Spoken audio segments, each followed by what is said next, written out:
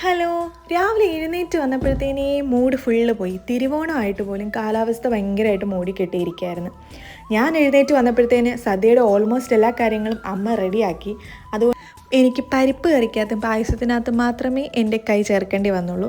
അപ്പോൾ അതൊക്കെ സെറ്റ് ചെയ്ത് പിള്ളേരെയും കുളിപ്പിച്ച് സെറ്റാക്കിയിട്ട് ഞാനും കുളിച്ച് റെഡി ആവുമെന്ന് വിചാരിച്ചു.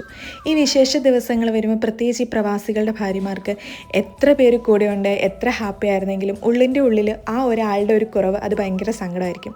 പോരാത്തതിന് നമ്മുടെ ഈ കെട്ടിയോനി ഓണമെന്നും ക്രിസ്മസ് എന്നും അല്ലെങ്കിൽ ഈസ്റ്റർ എന്നും ഒക്കെ പറയുന്നത് ഭയങ്കര പ്രാന്താണെങ്കിലോ, അപ്പോൾ അത് ഒന്നുകൂടി ഫീലിംഗ് ആയിരിക്കും. അപ്പം അങ്ങനെ ഒരു പ്രാന്തം കെട്ടിയോനാണ് എൻ്റേത്. പിന്നെ പറഞ്ഞിട്ട് കാര്യമില്ലല്ലോ, ഇതൊക്കെ നമ്മുടെ ലൈഫിൻ്റെ ഒരു പാർട്ടാണല്ലോ.